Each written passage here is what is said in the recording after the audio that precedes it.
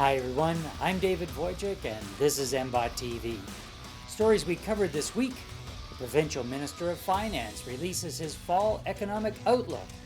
Minister Vic Fedeli talks red tape reduction in Ontario. Another great Mississauga company celebrates 20 years in the city. And a feisty Mississauga councillor is not ready to give up the fight for Mississauga's independence. Welcome to MBOT TV, a weekly recap of what happened in business at the Mississauga Board of Trade and around the city of Mississauga. Let's dive in. Minister Peter Bethlenfalvy, the president of the Treasury Board, addressed a roundtable at the Mississauga Board of Trade. The minister listened to every participant's comments and was genuinely impressed with the level of engagement with our members. The minister committed to take the comments back to his colleagues for further discussion. Minister of Economic Development, Job Creation and Trade delivered the Fall Economic Outlook message to members of MBOT. Minister Vic Fedeli also commented on the SME's plight to international trade and business concerns over the skills gap. That we have taken almost $5 billion out of the cost of doing business in the province of Ontario. When we first got elected, we heard from, again, I'll make an automotive reference, Sergio Marchionne, since deceased, the former chair and president of Fiat Chrysler. He told the former premier that you have made Ontario the most expensive jurisdiction in North America in which to do business. And that hurts. That's why we lost 300,000 manufacturing jobs over the last 15 years. And I am very pleased to tell you that last year we took $5 billion of business costs back. And I'll give you a couple of examples. You own businesses and you pay WSIB premiums, Workplace Safety Insurance Bureau premiums. We have rolled back those premiums by $2 billion each year, last year, this year, next year, and every year going forward, without reducing any of the benefits to the workers. This is just the premiums that were rolled back. And the business community did exactly what we knew they would do with that money. They reinvested it in their business and they hired employees. They hired, to date, since our election, 272,400 new employees. BTI Brands celebrated 20 years in business at their location in Streetsville. President Parveen Dupar was deeply moved by the many business friends who joined in the celebration. We want to wish Parveen and his team continued success for another 20 years. If you want to stay up to date on current issues affecting business leaders, tune in to Your Business on Saga 960 AM, Fridays at 11 a.m. A one-hour business show where I interview industry experts on everything from motivating employees to boosting your bottom line. This Friday at 11 a.m. we have 3 gurus to talk about IT, social media, and how to save money on your taxes. You can also listen online at www.saga960am.ca. Still to come is our upcoming events listing with Stephanie Giorgio. But first, here's Brad Butt with our weekly political update. Brad? Well, thanks, David. Ontario Finance Minister Rod Phillips tabled the Fall Economic Report at Queen's Park last Wednesday, which includes a plan, if passed, to lower the small business corporate tax rate from 3.5% to 3.2% starting January 2020.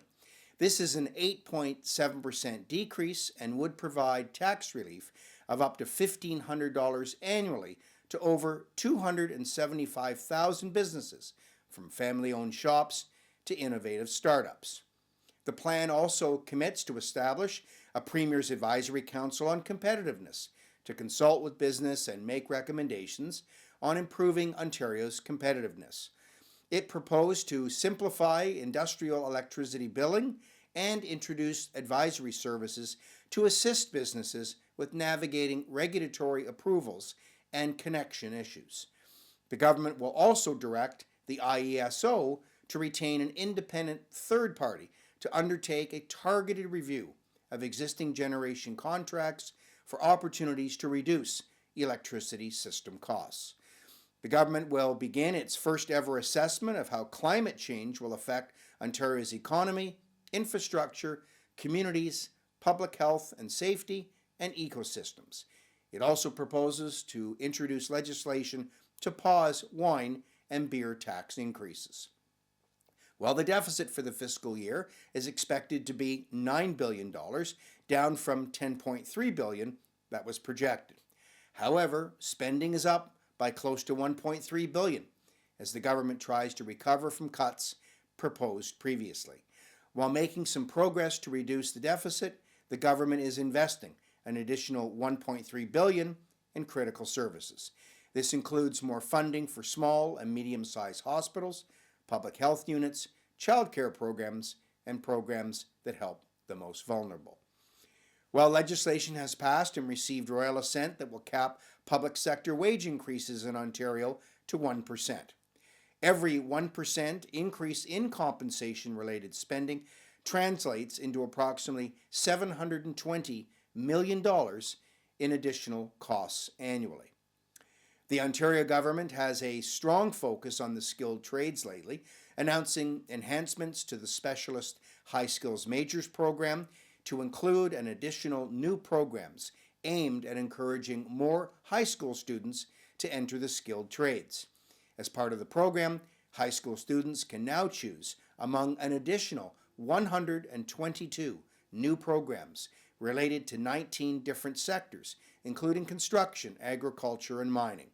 This high-demand program now lets students have greater choice in selecting a career path that matches their skills and interests, while also meeting the requirements of their high school diploma.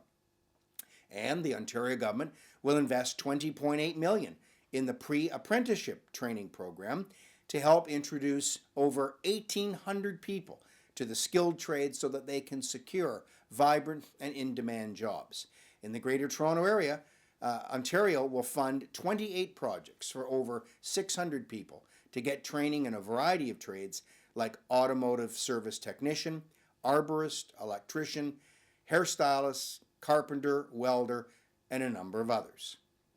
While Mississauga City Council has unanimously approved the Lakeview Waterfront Development Master Plan, the plan sets out the framework for the development of the 177-acre site, formerly the Lakeview Power Generating Station lands located in Mississauga's Lakeview community. The approval of the master plan is the latest step in the multi-year project, which began with Inspiration Lakeview consultations in 2010. The city can now review submitted development applications and can consider amendments to the official plan and zoning bylaw. To learn more about this exciting new development in Mississauga, please join us at MBOT's annual meeting for a presentation on the development. While some Mississauga councillors are not taking the provincial government's decision to leave regional government alone lying down, City Council passed a November 6 motion directing Mississauga staff to recommend fair cost sharing for Peel Regional Police Service and to analyze how population and financial contributions factor into the makeup of other regional governments in the province to prepare for seat allocation talks ahead of the 2020 municipal election. The unanimous motion also created a subcommittee to do a line-by-line review of regional agendas to report back to Council prior to each Peel session. Ward 5 Councillor Carolyn Parrish, who authored the motion, said, and I quote, "I thought we would look more at some concrete jobs that we can assign to our staff, to ourselves, and take down to Queen's Park and say, okay, you've tied us up, we're done. But we have certain serious grievances that need to be addressed on behalf of the citizens of Mississauga." Back to you, David. Thanks, Brad. And now for our upcoming events listing with Stephanie Giorgio. Stephanie. Thank you, David. And here's what's coming up at your Mississauga Board of Trade. On November 13th, join us at the Lionhead Golf and Country Club for Good Morning Mississauga. Meet up to 100 potential business clients, partners, and suppliers before the start of your workday. Remember to book your speaker spot. Where else can you make 100 cold calls in just 2 minutes? On November 29th, MBOT presents the Premier of Ontario, the Honourable Doug Ford, in a fireside chat with our President and CEO, David Wojcik. Hear firsthand what the Premier is doing to make Ontario open for business. On December 4th, Membership Matters is at MBOT. a session for new members to discover all the great benefits that your Mississauga Board of Trade has to offer. Seasoned members are always welcome to stop by for a refresher. On December 11th at the Mississauga Convention Center, join us for the Chair's Lunch as we say thank you to our 2019 Mississauga Board of Trade Chair, Jim Molyneux. Back to you, David. Thanks, Stephanie. If you have any questions about how to register for an event, increase awareness for your business, or have your company featured on MBOT TV, contact your membership services manager by calling 905-273-6151 and press 0 to get connected. Details about these stories and events are available at www.mbot.com. Until next week, this is David Wojcik wishing you continued success in your business.